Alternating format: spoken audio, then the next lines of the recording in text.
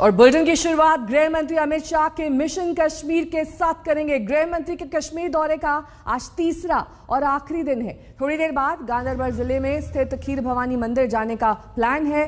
खीर भवानी मंदिर कश्मीर में हिंदुओं की आस्था का अहम केंद्र है। यहां माता का आशीर्वाद लेने गैर हिंदू भी पहुंचते हैं। 3 तस्वीरें आपके सामने, कैसे 3 दिन की अमित शाह की यात्रा रही। पहला दिन जब वो शहीद जवानों के परिवार वालों से मिले, दूसरा दिन जब सुरक्षा व्यवस्था को समझते हुए गृह मंत्री अमित शाह, और तीसरा दिन आज मंदिर जाने का कार्यक्रम। और इससे पहले कल गृह मंत्री आरएसपुरा सेक्टर के आखिरी पोस्ट तक पहुंचे और जवानों का हौसला बढ़ाया। देखिए इस रिपोर्ट के जरिए कैसे।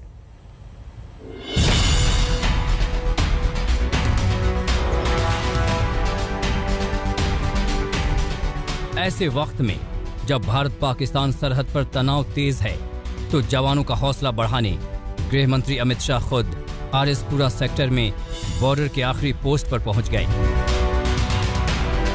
आरएसपुरा सेक्टर में बीएसएफ की आखिरी चौकी पर पहुंचकर गृह मंत्री ने बीएसएफ की चौकी में अधिकारियों से बात की। दूरबीन के जरिए पाकिस्तान की चौकियों को देखा। दौरे में शाह के साथ जम्मू कश्मीर के उप राज्यपाल मनोज सिन्हा भी साथ थे।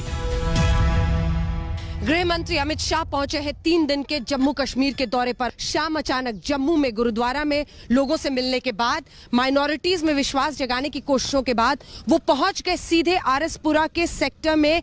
ये भारत और पाकिस्तान की सरहद पर आखिरी पोस्ट है जहां पर बीएसएफ के ये तमाम जवान हैं, और यहां पर गृह मंत्री अमित शाह पहुंच गए हैं। उनकी पूरी दौरे में ये कहा जा सकता है कि ये सबसे कड़ा संदेश है उस भारत और पाकिस्तान की सरहद से सीधे पाकिस्तान को, जो लगातार घुसपैठ से लेकर अलग अलग कोशिशें करता है, जिसको नापाक करते हैं हमारे सैनिक। पाकिस्तान से जारी तनातनी के बीच गृह मंत्री के इस दौरे को काफी अहम माना जा रहा है। शाह का बॉर्डर की आखिरी पोस्ट पर जाना पाकिस्तान को कड़ा संदेश भी है। हमें तो बहुत ही अच्छा लगा है कि गृह मंत्री जी इतना समय निकाल सके हैं हमारे लिए, और उन्होंने पूरी डेप्थ के साथ में सारे इश्यूज को सुना है, उसके ऊपर इंटरेक्ट किया है, और जो भी उनके सवाल थे उनको हमने कोशिश करी है उनको बताने की और सेटिस्फाई करने की। उन्होंने कुछ कहा है कि दुश्मन से कैसे निपटा जाए, कुछ आपको ऐसा कहा कमांडर्स को ग्राउंड पे? देखिए, उन्होंने एक तो सराहना की है कि बीएसएफ के जवान जो है वो बहुत अच्छे तरीके से काम कर रहे हैं। हम उनके लिए शुक्रगुजार हैं कि हमारे काम को उन्होंने सराहा है। और दूसरा कि आगे जो भी दिक्कतें आई हैं उसमें गृह मंत्रालय की तरफ से पूरा जो है वो सहयोग दिया जाएगा। गृह मंत्री अमित शाह जम्मू में भारत की सीमा के अंतिम गांव मकवाल भी गए। वहां गृह मंत्री ने गांव वालों से मुलाकात की। गांव वालों के साथ ही खटिया पर बैठे, वहीं पर चाय की चुस्की ली। अमित शाह ने खुद ही एक नागरिक का फोन मांगकर अपना नंबर सेव किया। साथ ही ये कहा कि जब भी जरूरत हो वो सीधे कॉल कर सकता है। मेरे साथ दोनों हाथ उठाइए। जम्मू कश्मीर में विकास के संकल्प की मुट्ठी बींचिए और प्रचंड आवाज से बोलिए, भारत माता की। इससे पहले पाकिस्तान सीमा से करीब 10 किलोमीटर की दूरी पर भगवती नगर के जेडीए ग्राउंड में शाह ने एक बड़ी रैली को संबोधित किया। शाह ने कहा कि जम्मू कश्मीर का विकास केंद्र सरकार की प्राथमिकता है। मुझे बताओ, आप देश में सबसे पहले 100% टीका किस राज्य का लग गया, बताओ तो। बोलो, अरे जोर से बोलो। जम्मू और कश्मीर का, क्योंकि मोदी जी के दिल में जम्मू और कश्मीर बसा है मित्रों, मोदी जी के दिल में। कश्मीर दौरे के पहले दिन गृह मंत्री ने श्रीनगर में युवाओं से बात की थी, उनकी जरूरतों के विषय में जाना था। जबकि दौरे के दूसरे दिन उन्होंने जम्मू कश्मीर के युवाओं के भविष्य के लिए सरकार के प्लान का खुलासा किया। एक जमाना था कि जम्मू कश्मीर के अंदर कहने को 5 मगर 4 मेडिकल कॉलेज थे। आज मैं आपको बताने आया हूं कि जम्मू को कश्मीर के अंदर 7 मेडिकल कॉलेजों का स्थापना हो चुका है नए, और 2 और होने वाले, 5 चालू हो चुके। आज आईआईटी का एक कैंपस का उद्घाटन हुआ। मैं मन की बात बताना चाहता हूं मित्रों, मैं स्वयं अचंभित हूं। ढेर सारे कैंपस में मैं गया हूं, इस प्रकार का आधुनिक IIT का कैंपस मैंने नहीं देखा। मिशन कश्मीर के तीसरे दिन आज अमित शाह पुलवामा जाकर शहीद जवानों को श्रद्धा सुमन अर्पित करेंगे। वो SKICC में सिविल सोसाइटी के लोगों के साथ मुलाकात भी करेंगे। जम्मू से अंजना ओम कश्यप और सुनील जी भट्ट के साथ आज तक ब्यूरो। कमलजीत संधू मेरी सहयोगी इस वक्त तमाम जानकारी के साथ जुड़ गई। कमलजीत, आज क्या प्रोग्राम रहने वाला है अमित शाह का और क्या आज ही वापसी है उनकी? बिल्कुल, आपको सीधे बता दूं कि सबसे पहले का जो कार्यक्रम है वो खीर भवानी मंदिर में जाके गृह मंत्री अमित शाह माथा टेकेंगे। आपको पता होगा कि ये जो मंदिर है वो काफी रिवर्ड है, यानी काफी कश्मीरी पंडित के लिए प्रोमिनेंट टेंपल माना जाता है और वहां पे जाना अपने आप में सिंबॉलिक होगा। जम्मू में वो गुरुद्वारे में गए थे और यहाँ पे ये खीर भवानी मंदिर गए हैं। तो एक तरह से मैसेज जा रहा है कि माइनॉरिटीज के साथ खड़े हैं, क्योंकि ये एक अहम विजिट है। उसके सीधा बाद वो वहां से SKICC आएंगे। ये अभी तय नहीं है कि जो डेलीगेशंस उनसे मिल रही हैं, और हमें बताया गया है इसमें से माइनॉरिटी कम्युनिटी से हैं, कश्मीरी पंडित हैं, सिख डेलीगेशंस हैं, इंडस्ट्रीज की तरफ से हैं, शिकारावाला की तरफ से हैं। इस तरह से कई ऐसे डेलीगेशंस लगाए गए हैं जिनको इनवाइट तो किया गया है, लेकिन मुलाकात क्या SKICC में होगी या फिर उन्हें SKICC तो बुलाया गया है, वहां से या तो राजभवन ले जाया जाएगा। लेकिन जो हमें जानकारी मिली है वो SKICC में ही उद्घाटन होगा। काफी वहां पे इनॉग्रेशन किए जाएंगे कई प्रोजेक्ट्स के। उसके अलावा डेलीगेशंस के साथ मुलाकात है। एक छोटी रैली की भी बात हो रही है। एक रंगारंग प्रोग्राम है, कल्चरल प्रोग्राम है, जहां पे सूफी म्यूजिक होगा। वहां का कल्चरल जो प्रोग्राम है उसमें कुछ जो लोकल डांस है उसको भी प्रोजेक्ट किया जाएगा। उसके बाद हमें बताया गया है वो लेथपोरा जाएंगे, पुलवामा में। वहां के ग्रुप सेंटर 185 बटालियन के ग्रुप सेंटर में जाएंगे, जहां पे वो श्रद्धांजलि देंगे उन सारे मृत जवानों को, खासतौर पे इस CRPF के जो शहीद हुए थे। आपको याद होगा 14 फरवरी 2019 में जहां पे एक फिदायीन हमले में कमलजीत, लौटूंगी मैं आपके पास डिटेल जानकारी यहाँ पर अमित शाह के प्रोग्राम की देते हुए कमलजीत संधू। लेकिन अमित शाह मिशन कश्मीर पर हैं, तो वहीं प्रधानमंत्री नरेंद्र मोदी का आज मिशन यूपी है।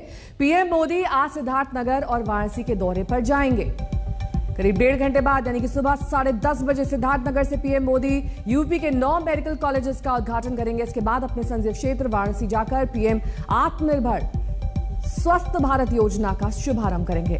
इसके अलावा वाराणसी में 5200 करोड़ की विकास परियोजनाओं का भी शुभारंभ किया जाएगा। जिन 9 शहरों में मेडिकल कॉलेज का उद्घाटन होगा उनमें शामिल हैं सिद्धार्थनगर, एटा, हरदोई, प्रतापगढ़, फतेहपुर, देवरिया, गाजीपुर, मिर्जापुर और जौनपुर।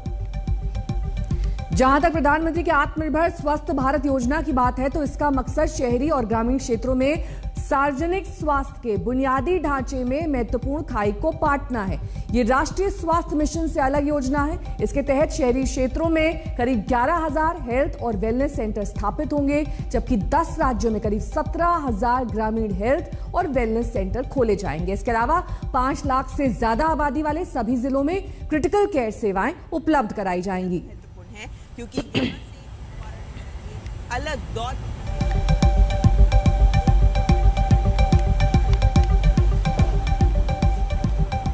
और अब बात मुंबई ड्रग्स मामले की करेंगे। इस केस में बड़ा ट्विस्ट आया है। दरअसल केस के गवाह प्रभाकर सेल ने हलफनामा देकर खुलासा किया कि उनसे एनसीबी ने सादे कागज पर दस्तखत लिए हैं। सेल ने केस के स्वतंत्र गवाह केपी गोसावी और एनसीबी के बीच वसूली की डील का भी आरोप लगाया है।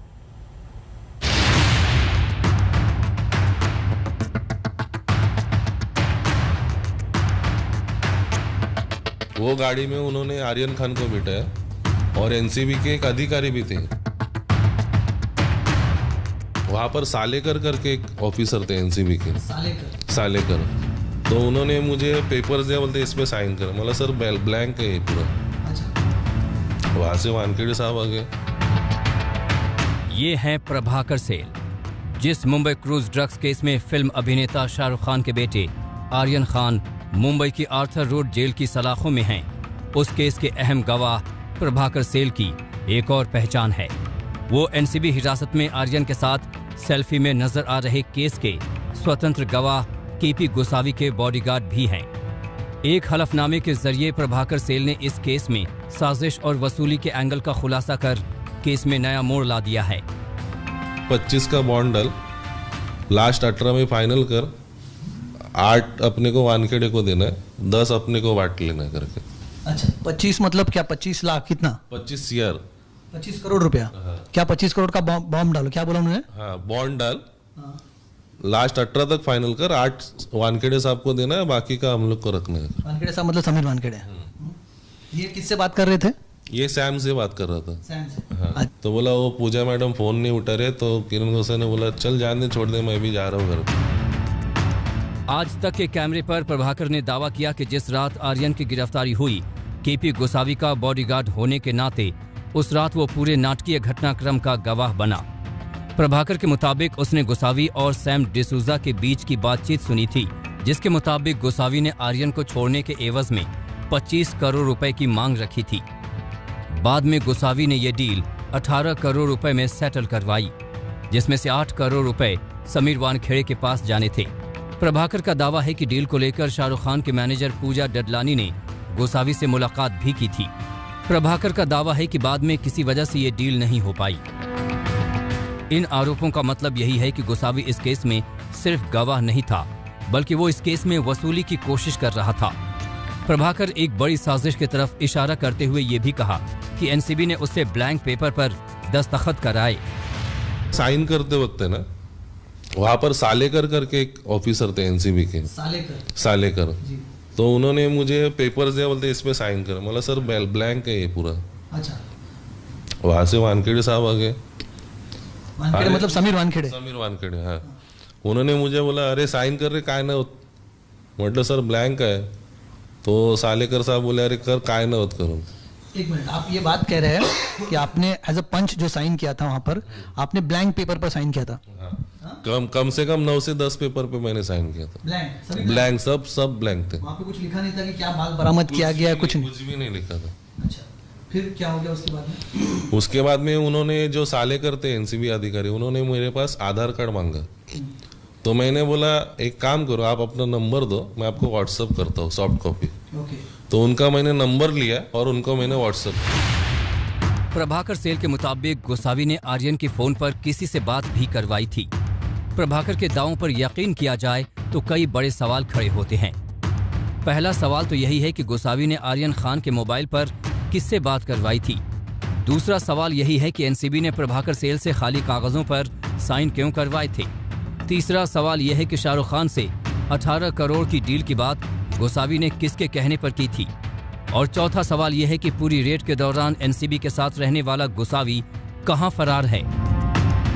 एक सवाल यह भी है कि प्रभाकर को अब खुलासे की जरूरत क्यों पड़ी। इसका जवाब उसने खुद दिया।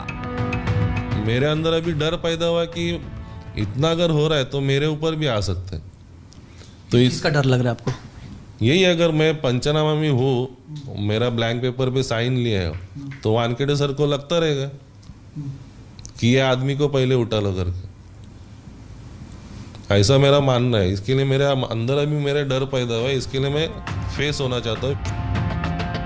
पूरे मामले पर एनसीबी ने एक बयान जारी कर कहा है कि केस के गवाह को सोशल मीडिया की बजाय अदालत के सामने अभी बात रखनी चाहिए।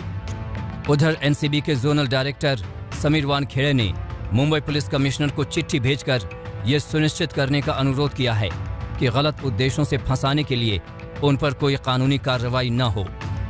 कमलेश सुतार, मुंबई आज तक। इस मुद्दे पर अब राजनीति भी छिड़ गई है, जाति का एंगल भी इसमें शामिल हो गया है। आज जिस तरह से चीजें सामने आ रही हैं, कहीं ना कहीं मुंबई शहर में फिल्म इंडस्ट्री में बड़े लोगों में डर पैदा करके पब्लिसिटी हासिल करना, सरकार को बदनाम करना और करोड़ों रुपयों की वसूली करने का काम हो रहा था। और वो मतलब एक दलित अधिकारी के खिलाफ इसी तरह का रवैया अपनाना ठीक नहीं है। इसीलिए अगर उनके ऊपर अन्याय होता है, पूरी पब्लिकन पार्टी समीर वानखेड़े के पीछे खड़ी रहेगी। उनकी व्यक्तिगत बदनामी करना अच्छी बात नहीं है।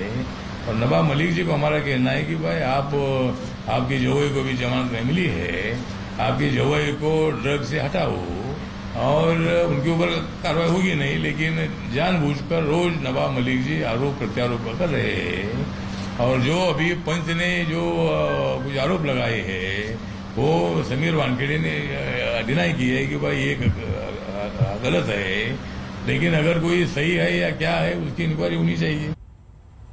आर्यन खान ड्रग्स मामले में आज फिल्म अभिनेत्री अनन्या पांडे से तीसरी बार पूछताछ की जाएगी। अनन्या से पूछताछ आर्यन से उनके व्हाट्सएप चैट्स को लेकर हो रही है।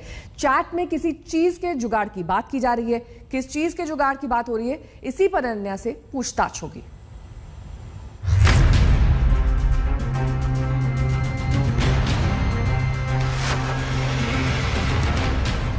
पिछले हफ्ते लगातार 2 दिन करीब 6 घंटे की पूछताछ के बाद आज फिर फिल्म अभिनेत्री अनन्या पांडे का सामना एनसीबी के जांच अधिकारियों से होगा। फिल्म अभिनेता चंकी पांडे की बेटी अनन्या से पूछताछ ड्रग्स केस में मुंबई के आर्थर रोड जेल में बंद आर्यन खान से ड्रग्स को लेकर हुए व्हाट्सएप चैट को लेकर हो रही है। आज तक को सूत्रों से मिली जानकारी के मुताबिक ड्रग्स चैट को लेकर अनन्या एनसीबी को अब तक कोई संतोषजनक जवाब नहीं दे पाई है, इसलिए उसे आज तीसरी बार पूछताछ के लिए बुलाया गया है। सूत्रों के मुताबिक फिल्म अभिनेता शाहरुख खान के बेटे आर्यन और अनन्या की चैट 2018 से 2019 के बीच 3 अलग अलग मौकों पर हुई। 2 बार आर्यन खान से सीधे बात हुई, 1 बार पार्टी के लिए ड्रग्स पर बात हुई। ड्रग्स सप्लाई को लेकर भी कुछ चैट्स हैं। एक वीडियो भी मिला है जो एक दूसरे को भेजा था। आर्यन को ड्रग पैडलर्स के नंबर भी दिए जाने की बात है। आर्यन खान ने नंबर्स अनन्या से शेयर किए थे। आर्यन ने ही अनन्या को ड्रग्स लाने के लिए कहा था। एनसीबी सूत्रों के मुताबिक एक चैट ऐसा भी है जिसमें आर्यन कहता है कि क्या जुगाड़ हो पाएगा। इसके जवाब में अनन्या कहती हैं कि मैं अरेंज कर दूंगी। एनसीबी ने इसी जुगाड़ को लेकर अनन्या को घेरा है। पिछली पूछताछ में एनसीबी ने सीधे सीधे अनन्या से पूछा कि किस चीज की जुगाड़ की बात हो रही थी, क्या ड्रग्स पर बात हो रही थी। अनन्या ने ड्रग्स की बात को नकार दिया। उसने बताया कि बात सिगरेट की हो रही थी। हालांकि सूत्रों के मुताबिक एनसीबी इस जवाब से संतुष्ट नहीं है। यही वजह है कि आज अनन्या से फिर पूछताछ होगी। कल हाईकोर्ट में आर्यन की जमानत पर सुनवाई है। ऐसे में एनसीबी की पूरी कोशिश इस बात पर टिकी है कि अनन्या से पूछताछ में कुछ ऐसा निकल पाए जिसे लेकर एनसीबी हाईकोर्ट का रुख कर सके। अरविंद ओझा और दिव्येश सिंह के साथ सौरभ वक्तानिया, मुंबई आज तक। रुकेंगे यहाँ एक छोटे से ब्रेक के लिए, फौरन होंगे हाजिर कुछ और खबरों के साथ। देखते रहिए आज तक।